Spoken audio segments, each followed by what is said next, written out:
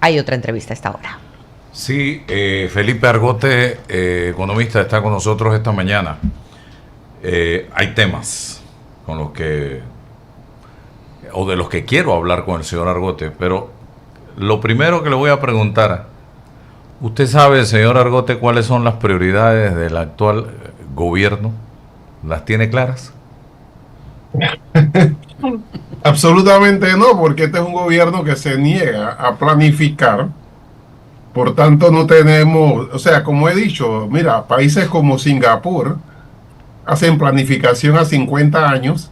En Panamá, pues se levantan el lunes y dicen, oye, ¿qué vamos a hacer esta semana? Bueno, vamos a ver si metemos el biodiesel. Ah, eso rebotó. Ah, bueno, vamos con la islita grises, pues. O sea, todos los días o todas las semanas ellos se reúnen y deciden qué van a hacer esa semana dependiendo de lo que cenaron el domingo.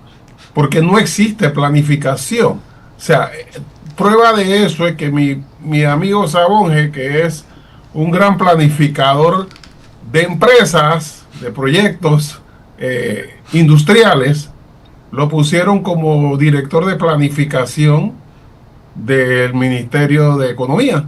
Y pues él sabe de planificación macroeconómica lo que yo sé de operación del canal, porque yo no soy ingeniero. Entonces, evidentemente se ha convertido solamente en una posición de espacio político, pero no hay planificación. Y eso no es porque son mala fe, no tienen tiempo. No, es que conscientemente, producto de la escuela de pensamiento económico que han tenido tanto mi amigo Felipe como mi amigo Héctor, ellos son de una escuela económica neoliberal de la década del 80 del siglo pasado, que insiste en que el Estado no debe planificar porque los mercados son eficientes. Mientras tú ves a Donald Trump metiendo aranceles y los chinos y todo el mundo metido en el mercado, el Estado metido en el mercado, bien o mal, yo no estoy de acuerdo con los aranceles, pero es evidente que el mundo cambió hace 20 años, desde el 2008, de la crisis financiera, que los gobiernos intervinieron, los bancos, para evitar que quebraran. Ahí el Estado intervino. Pero acá pues no quieren hacer planificación, se niegan. Y por eso todo aquí se improvisa. Absolutamente todo se improvisa. Bien, o sea, ¿cuál es el futuro? Ya van 2 años de gobierno prácticamente, frente a un gobierno como el que usted describe. Entonces, aquí se habla mucho de obras, se habla mucho de proyectos, pero en la realidad usted camina por las calles de este país y ¿qué es lo que se ve? Gente buscando trabajo, locales cerrando, locales con el letrero de se alquila o se vende, comunidades enteras sin agua potable. Ahí está Suero, ahí está La Atalaya, ahí está lugares cercanos a la planta potabilizadora de Chilibre, ahí está Betania, que cada día tiene más problemas con el agua potable, está, en fin, puedo enumerar aquí un montón de lugares en todo el territorio nacional que se enfrentan a esta situación. Tenemos el problema cada día más grave de la inseguridad, estamos teniendo también problemas en materia de salud, educación. Ahora una ministra que está más preocupada por la ONACHI y por las computadoras que por la calidad de la educación en este país. No sé, señor, ¿cómo ve usted todo esto? Y un presidente en Grecia. Exacto. Aquí el gobierno anda en piloto automático. O sea, un gobierno con la situación que hay no solamente en Panamá y los efectos que tiene todos los días la variación de la situación económica y política a nivel mundial, es para tener una planificación, un plan A, B y C y estar monitoreándolo todos los días. O sea, este país no es para irse una semana de viaje a Posidonia, donde no hay nada que hacer. O sea, un presidente, ¿sabes cuántos presidentes van a la feria de Posidonia este año? Ninguno, solamente el de Panamá, no va más nadie. ¿Por qué? Porque ahí van los ministros de turismo, ahí van los ministros de transporte, a ver cosas, a ver cómo iba 2, 3 días. No van una semana completa a pasarse cuando tú no tienes ni siquiera un vicepresidente a cargo. Entonces, Entonces aquí ha habido una fuga de presos, nadie sabe cuántos presos y maleantes más hay en la calle. Y el presidente, pues, ¿dónde está? Pues está en Posidonia y aquí no hay quien está, o sea, ¿quién se le pregunta, quién responde de la situación que hay de crisis en este momento de la seguridad si no existe nadie a cargo? Entonces, el ministro de Seguridad se queja, que dice que los jueces sueltan a los presos y bueno, ¿y para qué lo vamos a meter si ustedes lo van a soltar con reducción de pena o simplemente se van a escapar? O sea, es evidente que no hay eh, una estructura clara de hacia dónde va el país. Eso tiene un efecto en la economía muy claro, porque mira, no importa lo que digas, las cifras son evidentes. Aquí el desempleo subió a 2 dígitos, 10.5. Eso no había pasado en los últimos 20 años. O sea, desde los tiempos de la presidenta Mireya Moscoso. Aquí el desempleo no era más de 10%. La inversión extranjera directa el año pasado fue de 960 millones de dólares. O sea, esa es la más baja del siglo, más baja que en pandemia. Entonces, si aquí en este país los inversionistas no creen que hay que venir para acá, eso no importa lo que tú digas. O sea, la gente no pone la plata en Panamá, que tiene muy buenas condiciones para la inversión, y eso tiene un efecto. Entonces, tú puedes decir, wow, vamos a invertir. Mira, aquí la inversión estatal promedio era de 11.000 millones. O sea, era de 40 y más del 40, durante el gobierno de Martinelli era 42% del presupuesto estatal era inversión. Durante el gobierno de Varela era 39, más o menos. Durante este último gobierno, que inclusive tuvo pandemia, estuvo en 34, 35. Este gobierno tiene 29 millones de inversión, 29%, perdón, 29% del presupuesto de inversión, y no la ejecuta, porque solamente el Ministerio de Educación ejecutó 17% de su presupuesto de inversión el año pasado, y las escuelas cayéndose a pedazos. Entonces, es evidente que cuando te dicen estamos haciendo contención del gasto, no están haciendo contención del gasto, están haciendo contención de la inversión. O sea, no están invirtiendo, atrasan las cuestiones, se quedan el proyecto el proyecto del teleférico a San Miguelito. Bueno, no entró nadie, qué casualidad, nadie entró. Tú sabes lo que cuesta entrar en una parte técnica a una licitación, y 2 empresas hicieron todo ese gasto, y el día que iba a presentar la propuesta no se apareció ninguna de las 2. ¿Por qué? O sea, ¿cuál fue la razón? No vino nadie, así que olvídense de ese proyecto por ahora. O sea, es evidente, están reduciendo la inversión, y el mayor problema que tiene este país es la corrupción. Porque si tú vas a una licitación y ya te dicen que Blacoy no va por delante, por supuesto que tú te vas. Entonces, grandes problemas que hay: corrupción, reducción de la inversión estatal, reducción de la inversión extranjera directa, y tiene un efecto sobre la economía. Pero sigue creciendo. ¿Por qué sigue creciendo? Bueno, porque un barco pagó 4 millones de dólares por pasar el canal hace unas 2 semanas, 3 semanas. Un solo barco. Y entonces las instituciones ven que el canal sigue creciendo de una forma impresionante, bien administrado, con unos márgenes de utilidad que ya están llegando al 70%. El que está en un negocio sabe lo que es utilidad neta de 70%. Cada dólar, casi 70 centavos son ganancias. Entonces, en esa situación, evidentemente que tenemos un pozo de petróleo que se llama Canal, que no respalda ningún préstamo del gobierno, pero que sin embargo no puede ser único, y que la plata que genera se está utilizando en aumentar la planilla estatal. Solamente la Asamblea subió casi 2.500 empleados en los últimos 6 meses. Con el presidente arnulfista entró y dice, bueno, todos los míos se quedaron afuera, así que vamos a repartir. Cuando tú ves a un ex diputado muy reconocido del Partido Panameñista nombrado como asesor en el Ministerio de Trabajo, esa es la punta del iceberg. Ahí entraron cualquier cantidad de activistas, compadres y parientes que se habían quedado afuera del gobierno, porque ahora nosotros tenemos la Asamblea, así que vamos a negociar. O sea, de eso se trata el gobierno y los partidos tradicionales en este país, y así no se puede avanzar. Solo el Seguro Social, ellos mismos dijeron que tenía 5.000 botellas antes de entrar. Ahora aumentó la planilla en 600 más y no votaron a nadie.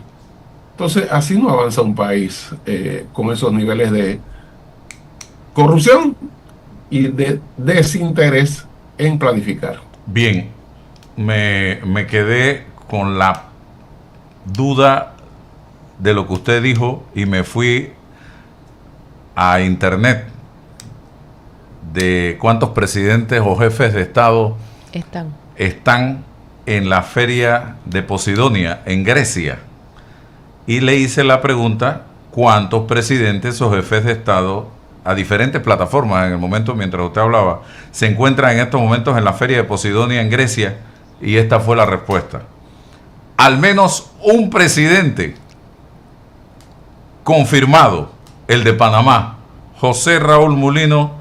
La feria de Posidonia 2026 del 1 al 5 de junio en Atenas, Grecia, fue inaugurada por el primer ministro griego, que evidentemente tiene que estar allí, en compañía del presidente de Panamá, José Raúl Mulino, quien es el único jefe de Estado mencionado explícitamente en las coberturas de la ceremonia de apertura.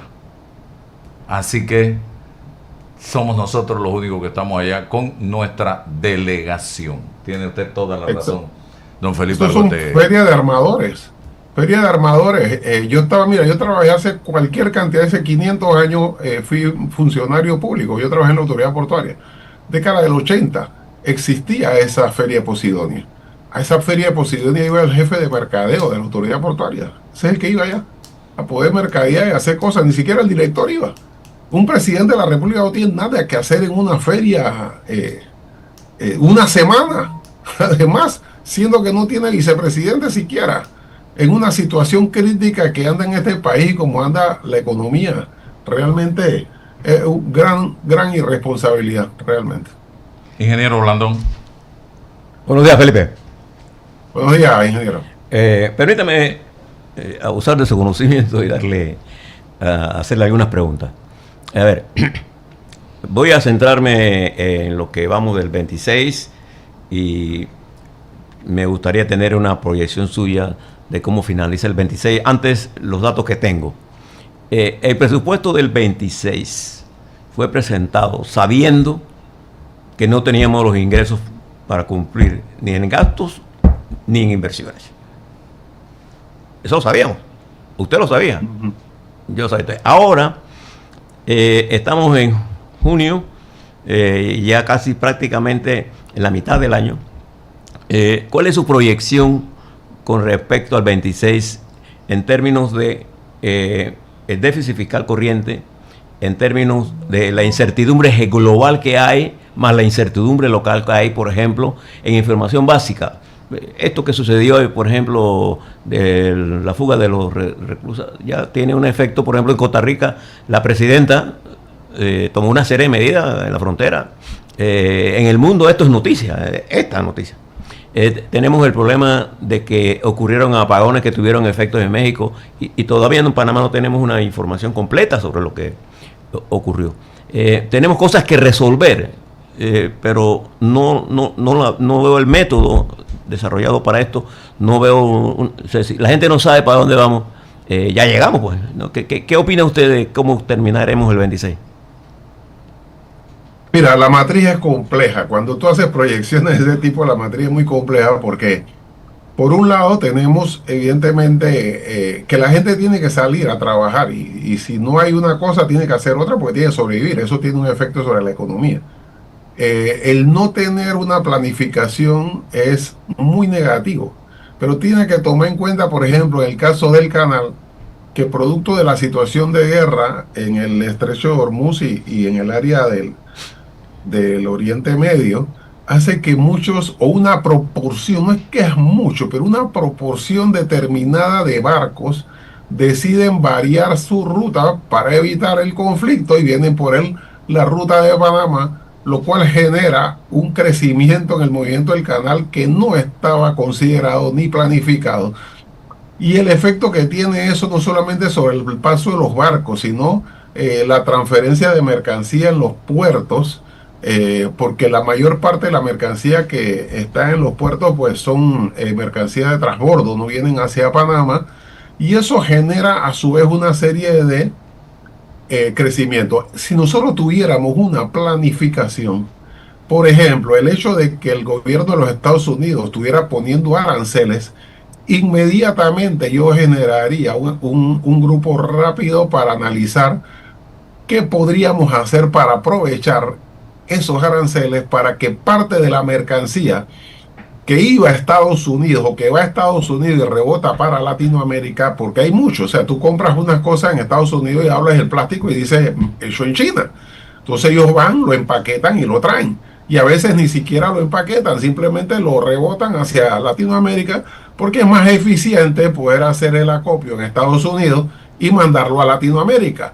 Si yo pudiera rescatar de esa proporción un 2% de esa mercancía, que en vez de ir a Estados Unidos y rebote a Latinoamérica, vaya a la zona libre, yo tengo un crecimiento espectacular de medio punto en el Producto Interno Bruto o de 1, dependiendo del análisis que se haga de la cifra, aprovechando eso. Pero para eso tendría que hacer algunas variaciones en la legislación y la estructura de la zona libre, porque la zona libre, y eso se lo expliqué yo a los de la zona libre, y estuvieron, bueno, de acuerdo, pero tú sabes, hay que tener, igual que el tren, no hay que tener el objetivo de que la zona libre, su estructura está tan anticuada como nuestro ministro de Economía. O sea, tú podrías hacer de la zona libre un Alibaba o un Amazon desde donde se vendiera mercancía directa a las empresas o a los usuarios. Pero eso no es posible porque los costos fijos son altos porque está estructurado para que tú saques contenedores. Yo mismo en un momento estuve haciendo parte de un proyecto sobre tener cosas en zona libre y decidí sacarlo. Pues salía más caro tenerlo en zona libre que tenerlo en la bodega en la ciudad de Panamá por los costos fijos, porque está estructurado para que salgan contenedores, no para que salga mercancía suelta. Entonces, si tú analizas eso y ves Panamá Pacífico, ves zona libre y puedas estructurar algo con eso, nosotros podríamos haber aprovechado muchísimo los aranceles que está estableciendo Estados Unidos hacia China, Europa y todos los otros países. Y no es que nos lo vamos a traer la mercancía a todo, la proporción es reducida, pero la poco que es esa cantidad para una economía de 90.000 millones de dólares es bastante. 1.000 millones que genere ya más del 1% de crecimiento en el PIB. Entonces, si no hay planificación, no lo aprovechamos. Nosotros no somos Costa Rica, no somos El Salvador, que no tiene la capacidad para responder a esto, porque nosotros somos un centro logístico. O sea, nosotros no producimos. Entonces, cuando hay aumento de aranceles, todo el mundo está cortándose las venas, nosotros no, porque nosotros no producimos nada. O sea, todo lo traemos de afuera, o casi todo. Bueno, pues tenemos una fábrica de hielo, porque si la traemos de afuera se descongela, si no también importamos el hielo. Así que no nos afecta tanto los aranceles, pero sí tendríamos la capacidad de responder. Yo creo que dependiendo más bien de la política del Estado, nosotros podríamos, pero la perspectiva es negativa, por supuestamente, porque ellos no tienen ese criterio de aprovechar esto, simplemente que el mercado ande bien. Y lo que tú dijiste es correcto. O sea, ellos hicieron, y le voy a decir por qué lo hicieron. Porque Felipe no hace nada de lo que él dice es mentira. Nada de lo que él dice es falso. Yo no lo puedo acusar de que está diciendo cifras. No, simplemente es creativo. Igual que Héctor, es creativo en cómo dice las cosas. Él dice, mira, no es cierto que la inversión extranjera directa cayó a 960. Aquí la inversión fue de 2.000 y pico. Lo que pasa es que hubo un sector que sacó su plata, desinvertió.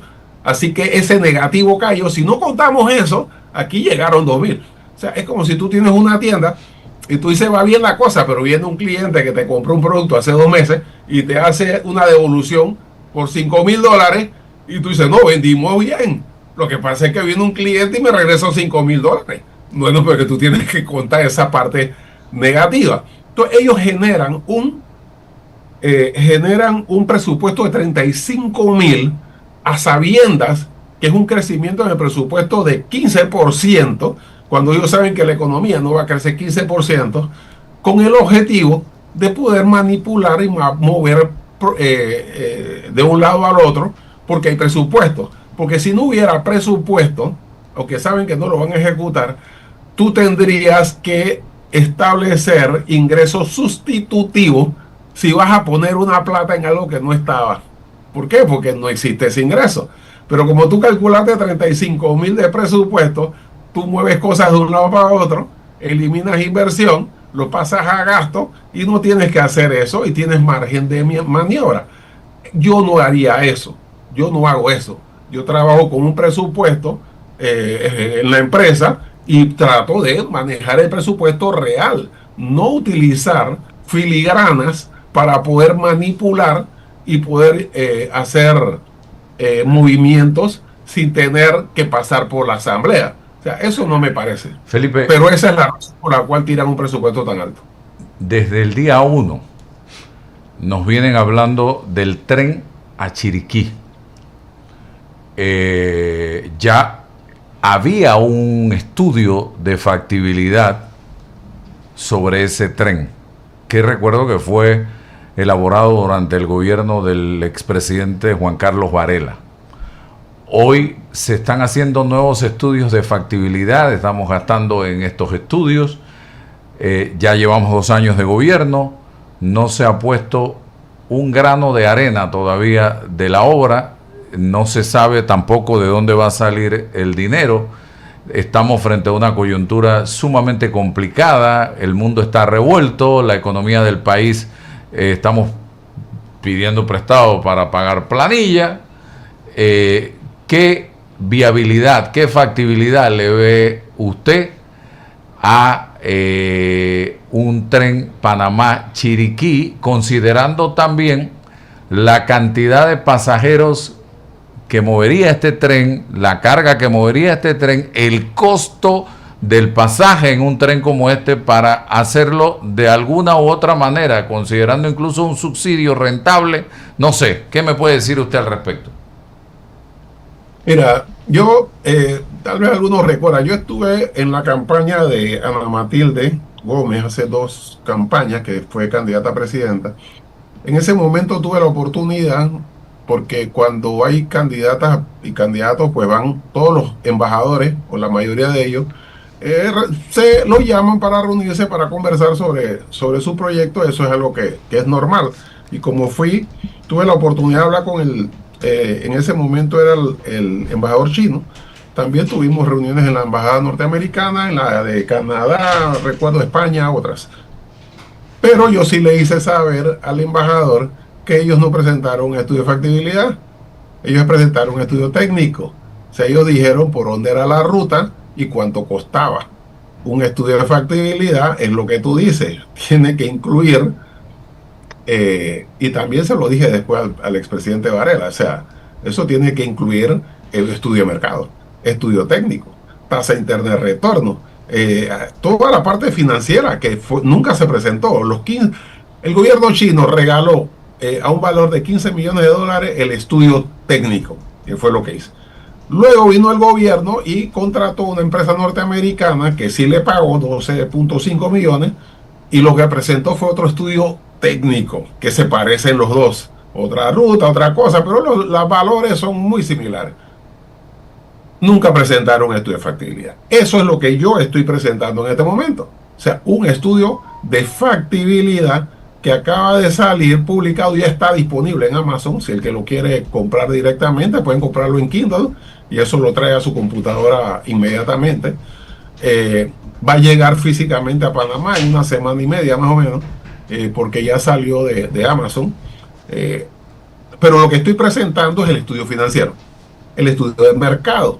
Y eso es como yo digo, un regalo que le hago yo al país, dándole respuesta a lo mucho que hizo por mí mi familia, al darme una educación que yo nunca hubiera podido pagar. Así que es digamos, una respuesta, una parte de devolución a la sociedad.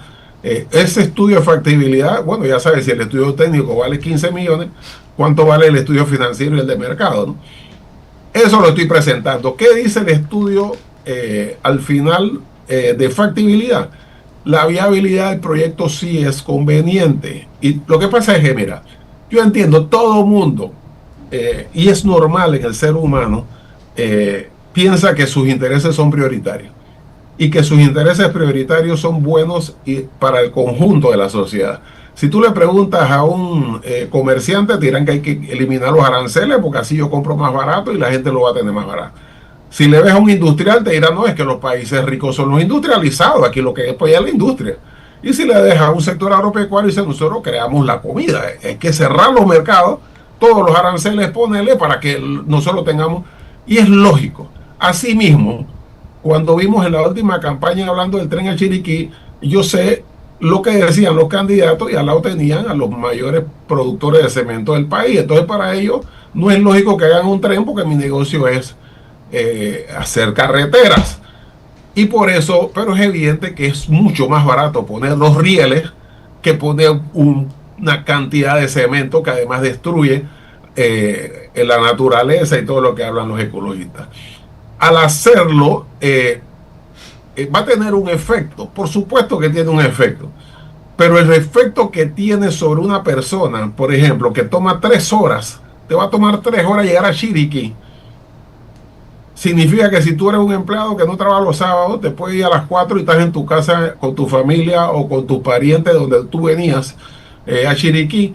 El proyecto que yo establezco, poniendo algunos escenarios, incluye un ramal H 3, o sea, va de Panamá pues, para el Penonomé, todo lo que, pero también, ¿por qué? Porque hay sectores de muchas personas.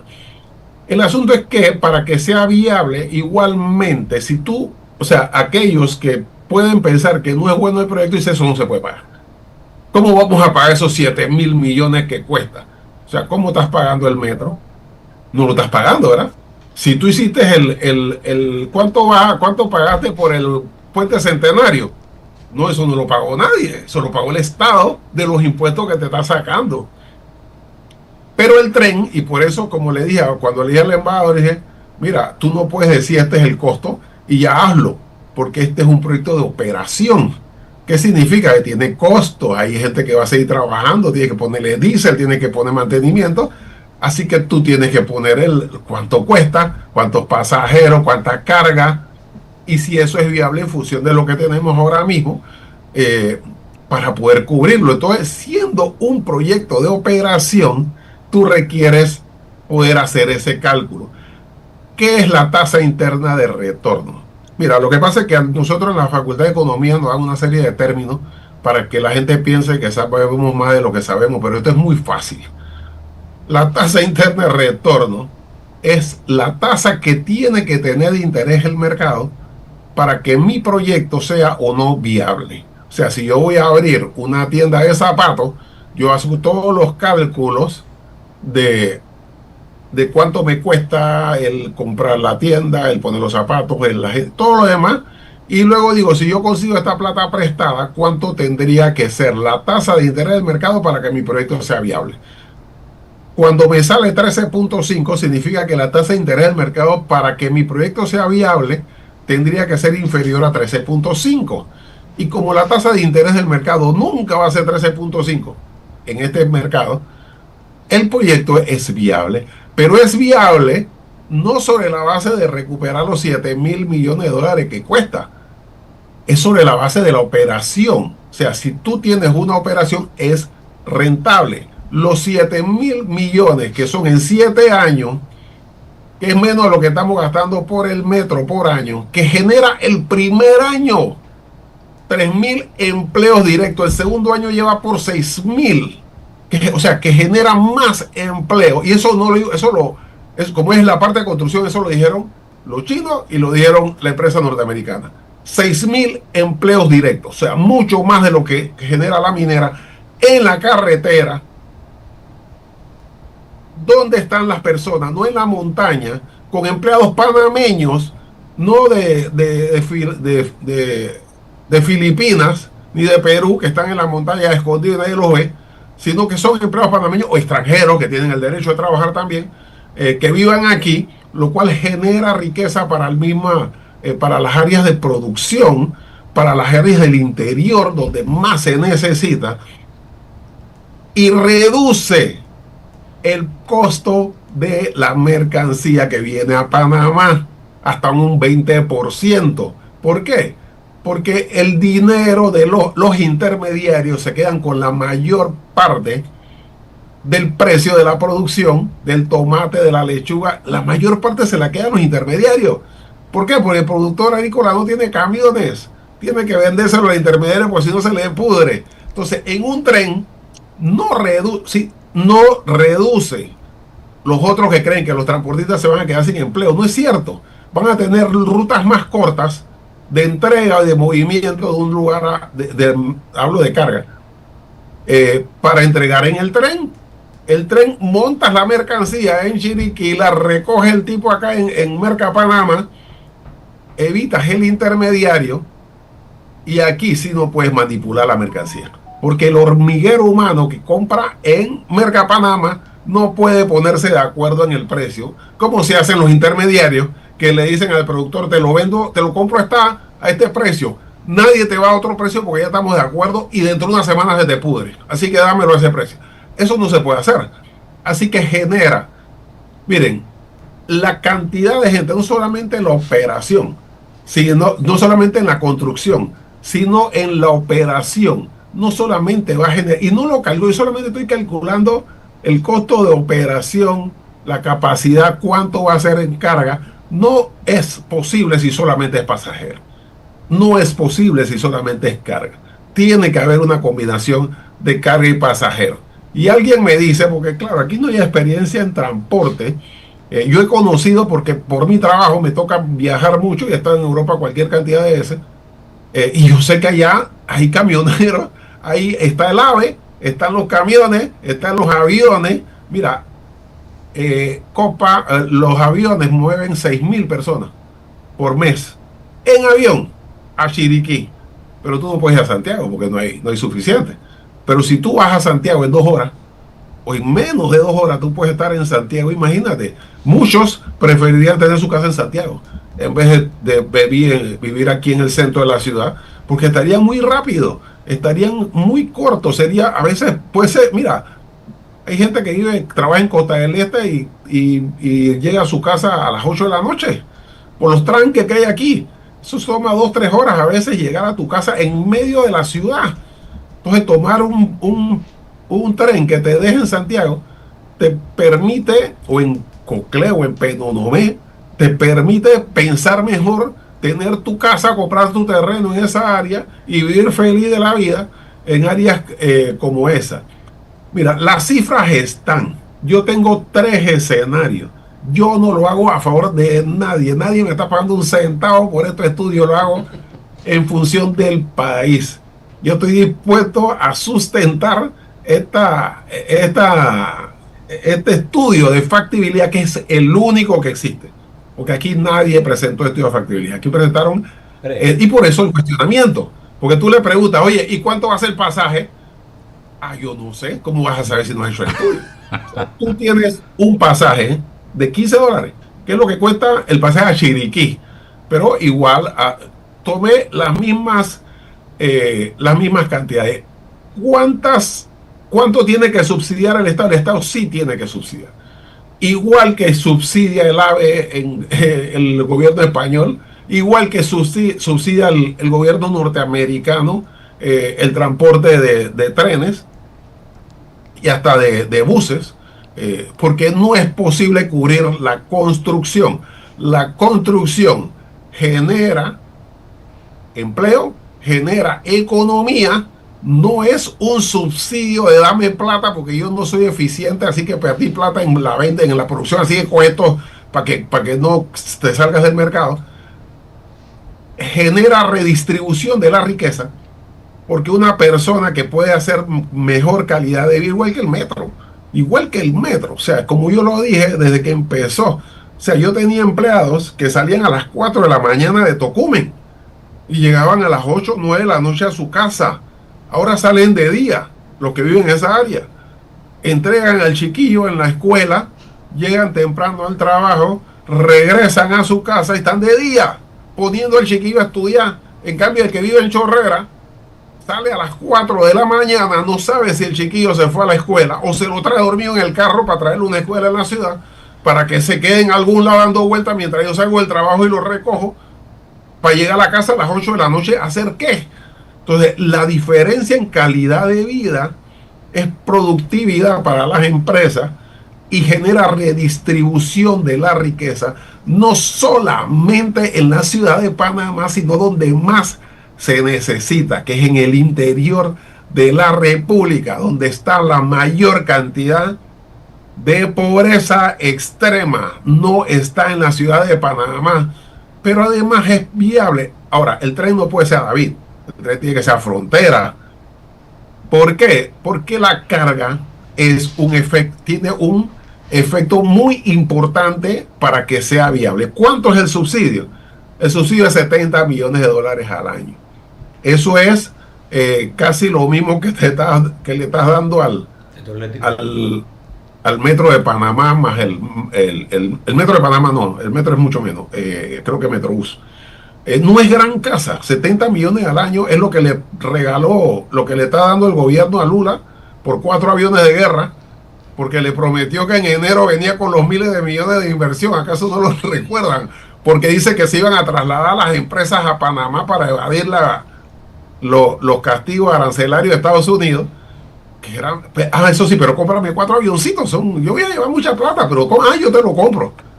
Un gran vendedor Lula. Le vendió 4 aviones y no trajo un real de inversión a Panamá. Es lo mismo que eso.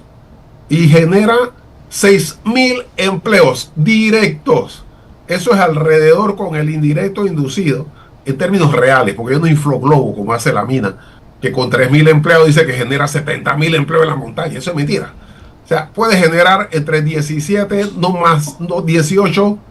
mil empleos entre directos e inducidos. Esa operación, pero eso no cuenta los restaurantes, los vendedores de zapatos, todas las pequeñas empresas que hay en el interior que le venderían no solo el tren, a esos empleados del tren que están produciendo, que están construyendo, que van a tener salario y seguramente el sábado se van al jardín a tomarse una cervecita, a lo cual tienen derecho.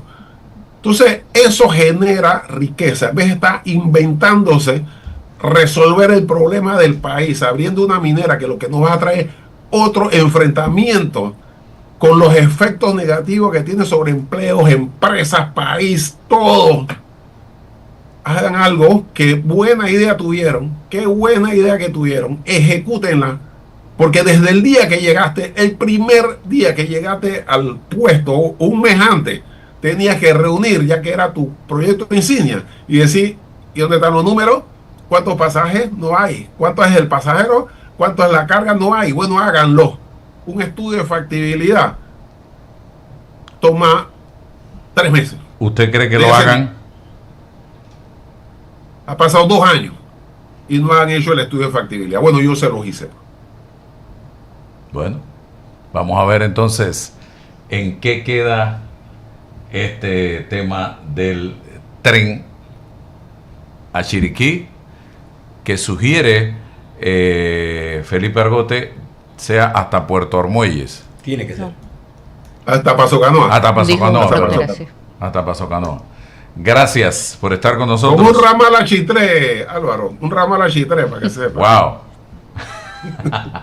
Álvaro, necesitas agua, Felipe. Agua potable.